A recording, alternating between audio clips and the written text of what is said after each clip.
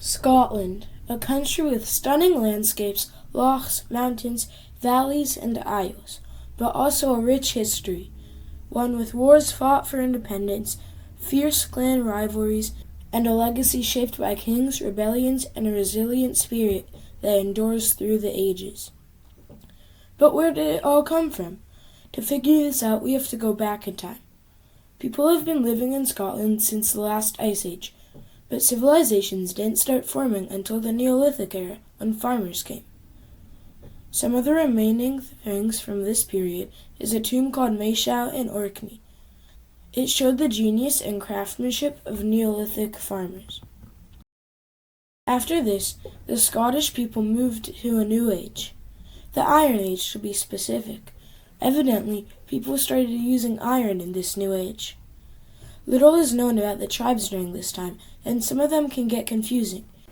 But this is what the list of tribes may have looked like. The Cornavii, the Cairni, the Smyrte, the Carnanacae, the Decante, the Lugi, the Creonese, the Texali, the Epidii, the Venacones, the Vacomagi, the Novatane, the Selgovae, the Votadini. All of these being mentioned solely by Ptolemy, a Greek Roman astronomer.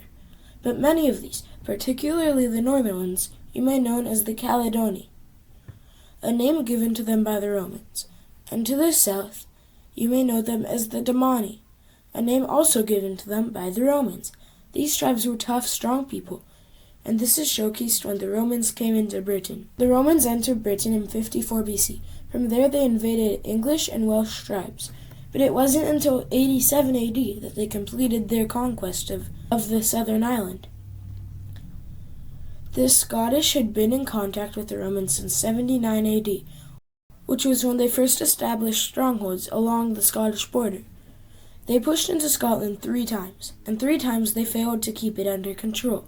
The first of these came under the Roman Emperor Vespasian, although it was the governor Gnaeus Julius Agricola who would lead the Romans into Scotland.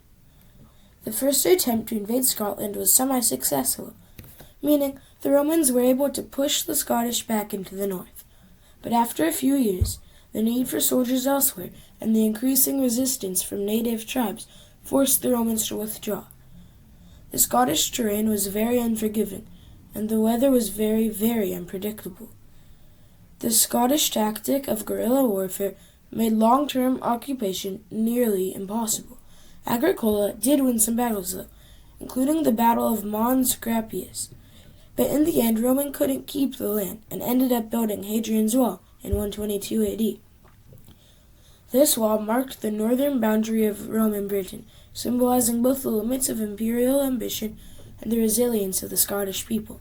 Later, in 154 AD, the Romans again pushed into Scotland, building Antonine's Wall, which was still 60 miles north of Hadrian's Wall. But this occupation only lasted for a decade, before being abandoned for similar reasons as before. The Romans were never able to fully conquer Scotland, and this goes to show the resilience, strength, and unwavering spirit of the people, which became a defining force in their legacy. After this period of Roman occupation in Scotland, they moved to the Dark Ages, but that's a story for another time.